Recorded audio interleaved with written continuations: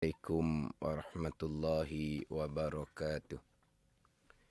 Alhamdulillahi rabbil alamin. Wassalatu wassalamu ala sayyidil mursalin. Wa ala alihi wa sahbihi ajma'in. Rabbi syarah li sadri. Wa yassir li amri. Wahlul uqdatan min lisani yafqahu qawli. Subhanaka la ilma lana illa ma 'allamtana innaka antal alimul hakim wala haula wala quwwata illa billahil aliyyil azim. Syukur alhamdulillah bersua kembali kita untuk minggu ini di Manis FM dalam program Talaki Safinatun Najah menggunakan kitab Safinatun Najah. Hari ini hari Jumaat sebagai hari ilmu di Manis FM. Setiap jam 6 petang kita akan bersama-sama menimba ilmu pengetahuan dalam soal agama. Kita juga sekarang ini bersiar langsung di FB Manis FM dan anda semua boleh kongsikan live tersebut bersama yang lain. Semoga segala ilmu yang saya kongsikan dapat kita sama-sama amalkan. Jadi insyaAllah untuk slot Talaki Safinatun Najah petang ini akan menyambung pembicaraan rukun iman yang keenam. Akan menyambung pembicaraan rukun iman yang keenam, slot yang ke-8. Slot yang ke-8 pada pembicaraan rukun iman yang ke-6. Kitab Safinatun Najah hak edisi Jawi, muka surat 2 baris bawah sekali. Qala al-muallifu rahimahullahu ta'ala wa nafa'ana bi'ulumihi amin wa bil qadri ataupun wa bil qadari. Dal baris mati pun boleh, dal baris atas pun boleh. Wabil qadri ataupun wabil qadari. Wabil qadri khairihi wa syarrihi minallahi ta'ala. Terjemahan dia. Dan keenam daripada 6 rukun iman, percaya pada takdir Allah Subhanahu wa ta'ala. Takdir dengan makna kehendak, ketentuan, ketetapan, keputusan Allah yang bersifat dengan iradah dan perbuatan Allah yang bersifat dengan kudrah. Apakah takdir? Yakni kehendak, ketentuan dan perbuatan Allah. Baiknya, perkara yang baik yang berlaku datang daripada takdir, yakni kehendak, ketentuan dan perbuatan Allah. Baik iman dan ta'ah. Dan jahatnya, perkara jahat yang berlaku datang daripada takdir, yakni kehendak, ketentuan Allah dan perbuatan Allah Subhanahu wa ta'ala. Perkara yang jahat yang berlaku ni kufur dan maksiyah daripada Allah Subhanahu wa ta'ala, daripada qada dan qadar Allah Subhanahu wa ta'ala. Perkara baik yang berlaku, berimannya seseorang, melakukan ketaatan seseorang. Berlakunya perkara jahat, kufur seseorang, melakukan maksiat oleh seseorang, datang daripada qada dan qadar Allah Subhanahu wa ta'ala. Qada, kehendak, ketentuan, ketetapan, keputusan Allah yang bersifat dengan iradah, muafakah dengan sifat ilmu, selaras, seiring dengan sifat ilmu. Allah mengetahui pada azal perkara baik akan berlaku. Allah menghendaki pada azal perkara baik akan berlaku. Allah mengetahui pada azal, pada sedia kala, perkara jahat akan berlaku. Allah mengetahui pada azal akan berlaku kekufuran. Allah mengetahui pada azal, pada sedia kala, berlakunya kemaksiatan. Allah menghendaki pada azal, Allah menentukan pada azal, kekufuran dan kemaksiatan akan berlaku. Yang mana kehendak Allah, ketentuan Allah yang bersifat dengan iradah, tanjizi qadim. Mengetahui Allah yang bersifat dengan ilmu, tanjizi qadim. Allah menghendaki, menentukan pada azali, pada sedia kala. Allah mengetahui pada azali, pada sedia kala. Jadi qada Allah, kehendak, ketentuan Allah yang bersifat dengan iradah, muwafaqah, selaras ini dengan ilmu Allah Subhanahu wa taala. Perkara baik, perkara jahat yang berlaku, yang telah diqadakkan oleh Allah pada azal, sebagaimana yang Allah mengetahui pada azal, berlaku perkara baik, berlaku perkara jahat, daripada perbuatan Allah Subhanahu wa taala yang bersifat dengan qudrah. Itu pergi kepada qadar.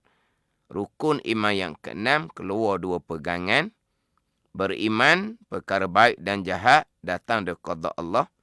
Beriman perkara baik dan jahat datang daripada qadar, perbuatan Allah Subhanahu wa taala. Datang dari qada, kehendak ketentuan Allah. Itu pegangan yang pertama. Datang daripada qadar, perbuatan Allah. Itu pegangan yang kedua. Dua pegangan daripada rukun iman yang keenam. Dan insyaAllah saya masih lagi membicarakan pembicaraan berkaitan dengan qada. Pegangan yang pertama daripada dua pegangan pada rukun iman yang keenam. Jadi kita pergi kepada pembicaraan perkara baik, perkara jahat. Datang daripada qada Allah Subhanahu wa taala. Kehendak, ketentuan, ketetapan, keputusan Allah yang bersifat dengan iradah. Sampai masa berlaku perkara baik, iman dan ta'ah. Sampai masa berlaku perkara jahat, berlakunya kekufuran, berlakunya kemaksiatan. Ianya adalah datang daripada qadar, perbuatan Allah Subhanahu wa ta'ala yang bersifat dengan qudrah. Perkara baik, iman dan ta'ah. Perkara jahat, kufur dan maksiyah. Jadi perkara baik, perkara jahat, jelas pada tajuk rukun iman yang keenam. Sebagaimana dalam kitab Safinatun Najah. Kitab-kitab mana pun sama, apabila membicarakan rukun iman yang keenam, sama sahaja. Perkara baik, perkara jahat yang berlaku datang daripada qada dan qadar Allah Subhanahu wa ta'ala. Kita nak fokus kepada perkara jahat. Tapi saya taklah sebut perkara jahat, saya akan sebut perkara baik dan jahat datang daripada qada dan qadar Allah Subhanahu wa ta'ala. Memang saya nak fokus kepada perkara jahat. Sebab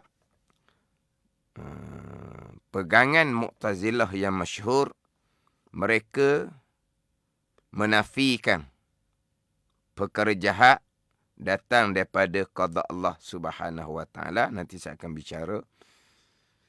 Mereka hanya berpegang, mereka hanya beriman dan berpegang, berhasil perkara jahat, barulah datang daripada qadar, yakni perbuatan Allah Subhanahu wa ta'ala. Timbul sekarang banyak di kalangan ummah Islam yang berpegang perkara baik jua yang datang dari qada dan qadar Allah. Perkara jahat tidak datang daripada qada Allah Subhanahu wa ta'ala. Allah hanya mengetahui.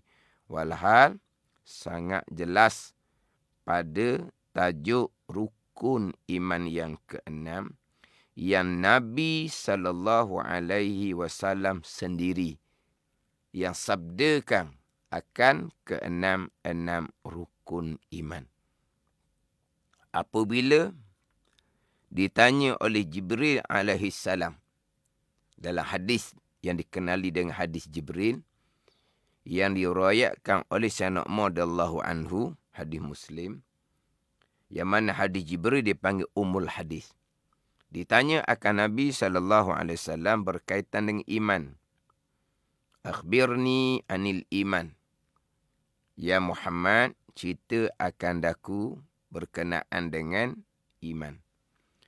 Nabi SAW menjawab, Antu mina billah, bahawa engkau beriman dengan Allah, wa malaikatihi, dan malaikat Allah, yakni engkau beriman dengan malaikat Allah, wa kutubihi, dan kitab-kitab bagi Allah, yakni engkau beriman dengan kitab Allah subhanahu wa ta'ala, wa rusulihi, dan segala rasul-rasul bagi Allah, yakni engkau beriman dengan segala rasul-rasul bagi Allah, wal yaumil akhiri, dan hari kesudahan, yakni engkau beriman dengan hari kesudahan. Kesemua tu Nabi SAW atafkan dengan waw, dan. Wa malaikatihi, wa kutubihi, wa rusulihi, wal yaumil akhir. Nabi atafkan dengan dan.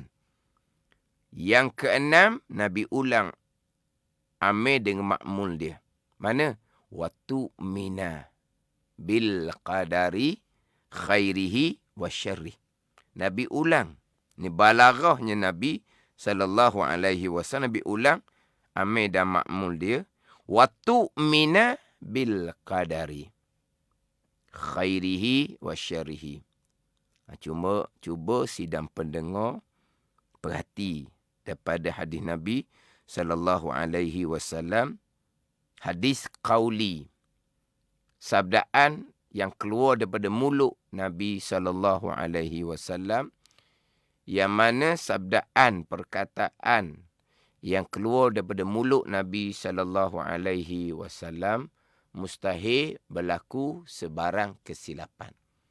Jadi apabila ditanya oleh Nabi berkaitan dengan iman, Nabi pun jawab, Antu mina billah, wa malaikatihi, wa kutubihi, wa rusulihi, wal yaumil akhiri.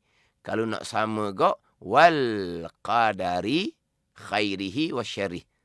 Wal qadari, kalau nak sama. Atau dengan waw. Tapi Nabi ulang balik amil dan makmul dia. Wa tu'mina bil qadari khairihi wa syarrihi.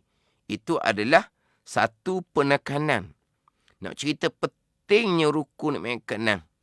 Nabi ulang, wa tu'mina bil qadari. Sebagai yang saya sebut tadi, ini adalah perkataan, sabdaan yang keluar dari mulut Nabi yang mustahil sama sekali berlaku kesilapan, sebagaimana yang difirmankan oleh Allah Subhanahu wa ta'ala, wa ma yantiku anil hawa in illa wahyun yuha. Tidak betul-betul Nabi SAW berhawa Nabi sendiri, bukan ia adalah wahyu daripada Allah Subhanahu wa ta'ala. Nabi ulang, wa tu'mina bil qadari khairihi wa syarrih. Kenapa di situ diulang amil dan makmul dia? Kerana satu penekanan penting di rukun iman yang keenam. Kerana di rukun iman yang keenam lah keluarnya bagai-bagai pegangan yang terpesong, yang sesat di kalangan orang-orang Islam.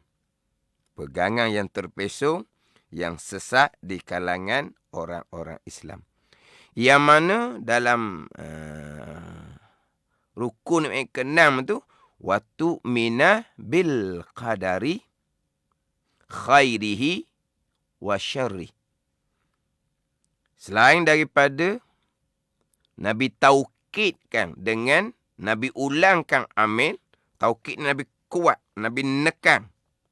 Nabi kuat, Nabi nekan dengan wa tu'mina. bil qadari. Nabi taukid, Nabi kuat, Nabi menekan dengan mengulangi amil dan ma'mul. Kemudian Nabi badalkan ataf bayan dengan khairihi wa syarri. Ini ada sedikitlah pembicaraan berkaitan dengan ilmu. Dipanggil apa? Ilmu tata bahasa Arab. Ilmu tata bahasa Arab. Yang pertama, Nabi ulang, wa tu'mina bil qadari. Kau nak sama dengan wa malaikatihi wa kutubihi wa rusulihi wal yaumil akhiri wal qadar. Tapi Nabi ulang, wa tu'mina bil qadari. Bukan berhenti setakat tu. Kalau berhenti setakat tu pun cukup dah. Wa tu'mina bil qadar. Engkau beriman dengan qadar. Apa qadar? Kehendak ketentuan Allah yang bersifat dengan iradah dan perbuatan Allah yang bersifat dengan kudrah. Setakat tu cukup. Nabi sambung pula. Khairihi wa syarri. Itu dipanggil badal ataupun ataf bayang. Apa qadar? Apa kehendak Allah, ketentuan Allah yang bersifat dengan iradah? Apa qadar? Apa perbuatan Allah bersifat kudrah? Khairihi, perkara baik. Datang daripada kehendak dan perbuatan Allah. Wa syarrih, dan perkara jahat. Datang daripada qada dan qadar Allah subhanahu wa ta'ala. Nabi badalkan dengan khairi wa syarhi, nak mentaudihkan, nak menjelaskan perkara baik, perkara jahat datang daripada kehendak dan perbuatan Allah. Tapi kalau berhenti di setakat wa tu'mina bil qadar, dan engkau beriman dengan kehendak Allah yang bersifat dengan iradah, perbuatan Allah yang bersifat kudrah, cukup. Tapi Nabi sambung dengan khairihi wa syarrih, nak menjelaskan lagi perkara baik yang berlaku, iman dan ta'ah seseorang telah diqadakkan, telah dikehendaki oleh pada azal sampai masa berlaku, ianya adalah datang dari perbuatan Allah. Wa syarrih, dan perkara jahat yang berlaku telah diqadakkan pada azal, telah dikehendaki pada azal sampai masa berlaku kejahatan, ianya adalah datang dari perbuatan Allah subhanahu wa ta'ala. Bila Nabi badalkan, Nabi ataf dengan khairi wa syarhi, jelas sangat-sangat, terang sangat-sangat di tajuk rukun iman yang keenam yang disabdakan oleh Nabi SAW, bahawa perkara baik iman dan ta'ah datang daripada qada dan qadar. Perkara jahat, kufur dan maksiyah datang daripada qada dan qadar Allah subhanahu wa ta'ala. Ijma' ahli sunnah wal jamaah. Ijma' ahli sunnah wal jamaah, perkara jahat yang berlaku, kufur dan maksiyah, adalah datang daripada qada dan qadar Allah subhanahu wa ta'ala. Kemudian apa makna qada? Itu sudah saya tekan berulang-ulang kali dah berkaitan dengan makna qada di selak-selak yang terdahulu. Di permulaan selak yang pertama, di selak yang pertama sudah menekankan berkaitan dengan qada dan qadar. Kemudian di selak yang ketiga memperhalusi lagi berkaitan dengan makna qada. Makna qada di selak yang ketiga. Di selak yang pertama saya tekan apa makna qada, apa makna qadar. Di selak yang ketiga fokus kepada qada, saya tekan pula apa makna qada. Qada adalah kehendak, ketentuan Allah, ketetapan, keputusan Allah yang bersifat dengan iradah, muwafaqah, selaras seiring sebagaimana ilmu Allah subhanahu wa ta'ala. Sampai masa berlaku pergi kepada qadar, perbuatan Allah subhanahu wa ta'ala yang bersifat dengan kudrah. Yang mana terdahulu tekan dah berkaitan dengan keesaan Allah pada perbuatan. Allah khaliqu kulli syai'. Allah yang menjadikan sekalian perkara, sama ada perkara baik ataupun perkara jahat. Kemudian, apa yang telah perlakukan akan barang yang Allah kehendak. Ini ayat yang saya sentiasa baca berulang kali. Fa'alul lima yurid. Ayat tu insya-Allah sidang pendengar tahu ayat tu. Di ayat lain pula, innallaha yaf'alu ma yurid. Itu pun insya-Allah sidang pendengar biasa dengar. Sesungguhnya Allah Ta'ala melakukan ia. Itu qadar perbuatan Allah akan barang yang ia kehendak. Iradah, kehendak, ketentuan, ketetapan, keputusan Allah yang bersifat dengan iradah. Jadi sekarang ni, berlakunya perkara baik dan jahat, perbuatan Allah. Keesaan Allah pada perbuatan. Gerak diam pada melakukan perkara baik. Gerak diam pada melakukan perkara jahat. Kufur dan maksiat adalah perbuatan Allah Subhanahu wa ta'ala. Mentauhidkan Allah pada perbuatan. Sama sekali tidak mensyirikkan Allah pada perbuatan. Perbuatan baik yang sedang berlaku, yang dilakukan oleh Allah. Perbuatan jahat yang sedang berlaku, yang dilakukan oleh Allah. Datang daripada yang dilakukan oleh Allah. Perbuatan Allah Subhanahu wa ta'ala. Sebagaimana kehendak, ketentuan Allah yang bersifat dengan iradah. Itu qada. Jadi, berlaku perkara jahat sekarang, kekufuran dan kemaksiatan adalah perbuatan Allah sebagaimana yang Allah qadakan pada azal. Yang Allah kehendak, yang Allah Ta'ala tentukan, tetapkan, putuskan pada azal. Ijma' ulama' ahli sunnah wal jamaah. Perkara jahat datang daripada qada dan qadar Allah Subhanahu wa ta'ala. Ini pegangan.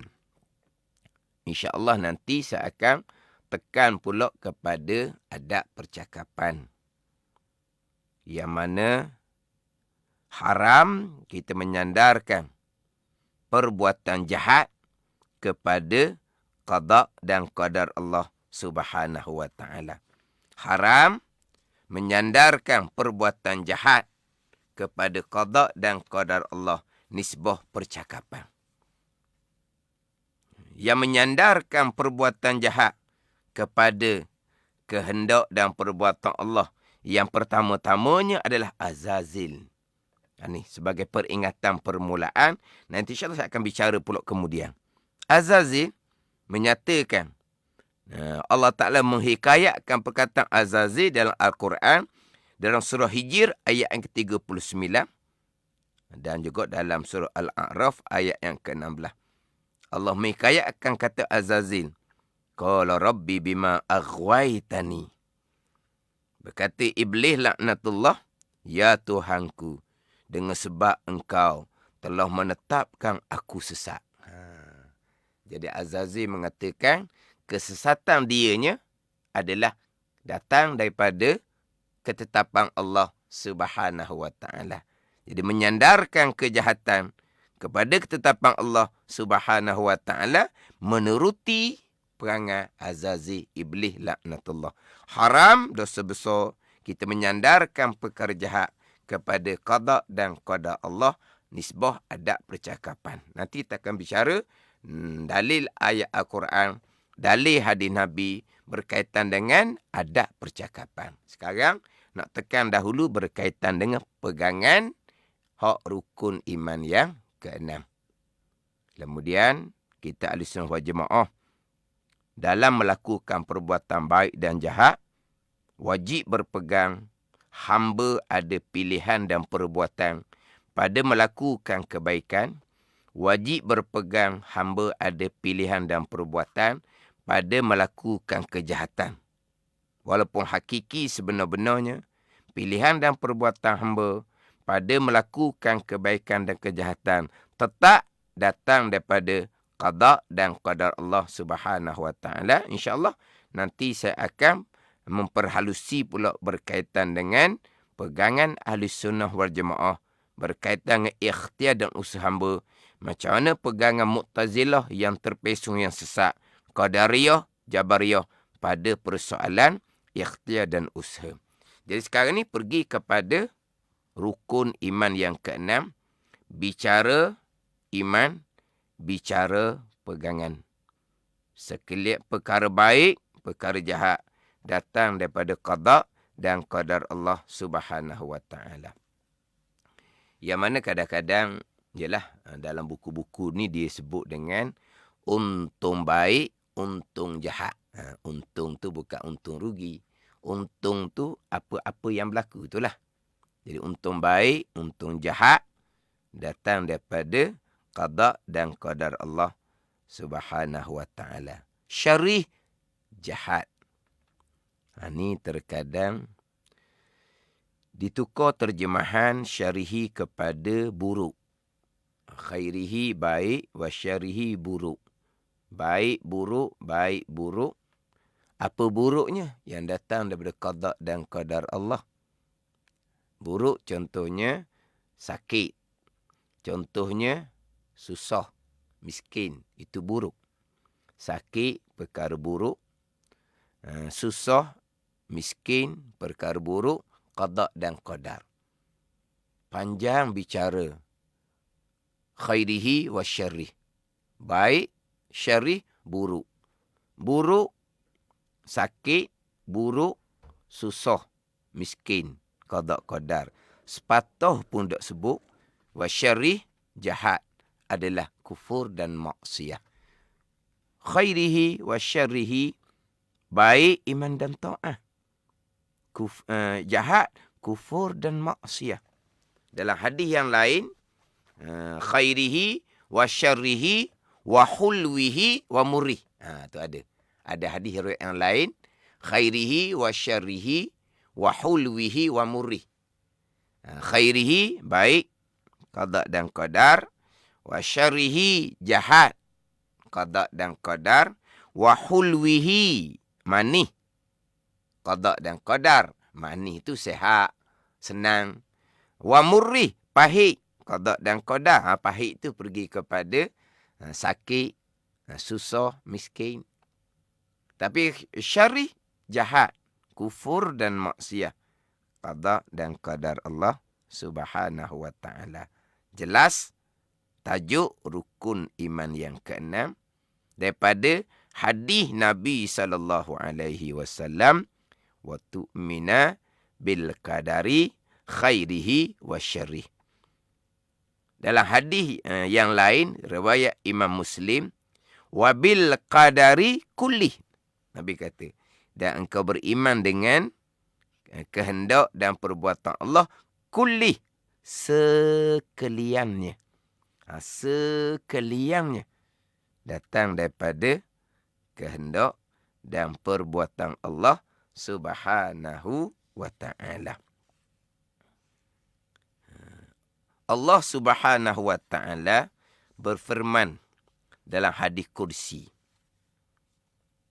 Ya Muhammad, man amana bi wa lam yu'min bil qadari khairihi wa syarrihi falyaltamis rabban ghairi. Wahai Muhammad, Tuhan kata, sesiapa yang beriman dengan aku, beriman Allah Ta'ala sebagai Tuhan, beriman Allah sebagai Tuhan, walhal tidak beriman dengan kehendak dan ketentuan perkara baik dan jahat daripada Allah. Beriman dengan Allah, tapi tidak beriman dengan rukun nikmat keenam, kehendak dan perbuatan Allah baik dan jahat. Apa Tuhan kata? Falyaltamis rabban ghairi. Makalah dia mencari akan Tuhan yang selain daripada aku. Begitu benar. Beriman dengan Allah. Allah Tuhan yang ada, yang sedia, yang kekal, yang tidak serupa dengan makhluk. Allah yang mendengar, beriman dengan Allah yang melihat, tapi tidak beriman dengan kehendak dan perbuatan Allah baik dan jahat, kehendak dan perbuatan Allah, Allah perintah falyaltamis rabban ghairi, makalah dia mengambil, mencari Tuhan selain daripada aku. Allah perintah cari Tuhan selain aku ni bukan perintah sungguh, dipanggil perintah li ta'jiz, untuk melemahkan. Boleh tak kita nak cari Tuhan lain? Tak boleh, sebab hanya Allah Ta'ala jua Tuhan kita. Kalau tak boleh cari Tuhan yang lain, berimanlah dengan kehendak Allah, perbuatan Allah, pada perkara yang baik, iman dan ta'ah, dan juga pada perkara yang jahat, kufur dan maksiat. Sebab tak ada Tuhan yang lain. Ni bukan Tuhan perintah cari Tuhan lain pergi buat Tuhan, bukan. Dia bagi perintah li ta'jiz. Macam contohlah kita dengan anak-anak pergi pergi. Pergi. Dah pandai sangat, takkan boleh pergi. Mungkin jauh. Tu suruh, bukan suruh sungguh, suruh nak melemahkan. Tak boleh. Tak boleh turut mak ayah lah. Jangan banyak halnya. Turut mak ayah. Nak pergi? Pergi. Tahu dah budak tu kecil sangat. Nak pergi macam mana? Suruh sungguh ke? Memang dia tak boleh nak pergi. Sebab dia kecil, jauh sangat tempat tu. Jadi maknanya nak melemahkan. Tak boleh pergi. Turut ibu bapa. Itu maknanya suruh melemahkan. Sebab peringkat Tuhan perintah cari Tuhan yang lain. Kalau tidak beriman dengan kehendak Allah, perbuatan Allah pada perkara yang baik dan juga pada perkara yang jahat. Allah Subhanahu wa Ta'ala berfirman dalam surah An-Nisa ayat yang ke-78. Qul kullum min indillah. Kata olimu ya Muhammad, kullum min indillah. Sekalian perkara datang daripada Allah Subhanahu wa Ta'ala. Sekalian perkara datang daripada kehendak dan perbuatan Allah Subhanahu wa Ta'ala. Itu surah An-Nisa ayat yang ke-78. Pergi pula kepada surah An-Nisa ayat yang ke-79. Satu ayat yang mengiringi selepas, Allah Ta'ala berfirman, ma asabaka min hasanatin faminallah wa ma asabaka min sayyiatin famin nafsik. Apa-apa kebaikan yang berlaku pada kau ya Muhammad datang daripada Allah. Apa-apa keburukan yang berlaku pada engkau ya Muhammad datang diri engkau sendiri. Itu pergi kepada adab percakapan. Dia katakan kita akan perici nanti. Perkara yang baik daripada Allah. Perkara yang buruk datang dari diri kita sendiri. Itu adab percakapan. Haram kita menyandarkan perkara jahat kepada qada dan qada Allah. Melainkan fi maqamit ta'lim. Ketika mengajar. Sekarang ni contohnya ketika mengajar berkaitan dengan rukun iman yang ke-6, maka diperjelaskan. Tapi bukan kata mengajar ni seumpama dalam Salat Talaki Safinatun Najah. Bukan kata mengajar ni hanya seumpama kuliah-kuliah di Masjid Surau. Termasuk mengajar juga kita ibu bapa mengajar dan menjelaskan, menerangkan kepada anak-anak cucu kita dengan rukun iman ke-6. Itu dipanggil ketika mengajar. Kita pun jelaskan. Perkara jahat, kekufuran yang perkara yang jahat, kekufuran yang berlaku, kemaksiatan yang berlaku, qada dan qadar Allah Subhanahu wa Ta'ala. Itu pegangan. Kemudian saya nak pergi pula kepada dalil ayat Al-Quran yang jelas baik dan jahat datang daripada qada dan qadar Allah Subhanahu wa Ta'ala. Jadi ayat-ayat Al-Quran ni seloknya sidang pendengar catatkan surah apa, ayat yang keberapa. Sidang pendengar boleh buka Al-Quran sendiri. Surah Al-An'am ayat ke-125. Ayat ni jelas perkara baik datang daripada Allah, perkara jahat datang daripada Allah Subhanahu wa Ta'ala. Allah Subhanahu wa Ta'ala berfirman, faman yuridillahu an yahdiyahu yashrah sadrahu lil Islam Wa man yurid an yudillahu yaj'al sadrahu dayiqan haraja ka'annama yas'adu fis sama'. Maka sesiapa yang menghendaki oleh Allah akan bahawa memberi hidayah ia ya Allah akan sesiapa. Jadi hidayah kepada keimanan, hidayah kepada ketaatan datang daripada Allah. Allah yang berhidayah. Nescaya Allah akan membukakan dadanya bagi agama Islam. Jadi hidayah kepada keimanan, hidayah kepada ketaatan daripada Allah Subhanahu wa taala. Sebaliknya, wa man yurid an yudillahu, dan sesiapa yang menghendaki oleh Allah akan bahawasanya menyesatkan oleh Allah akan sesiapa. Siapa yang menyesatkan? Kepada kekufuran. Siapa yang menyesatkan? Kepada melakukan kemaksiatan Allah Ta'ala. Wa man yurid an yudillahu, dan sesiapa yang menghendaki ia Allah. Ni iradah. Inilah pergi pada qada. Wa man yurid an yudillahu, dan sesiapa yang menghendaki ia Allah. Iradah, qada.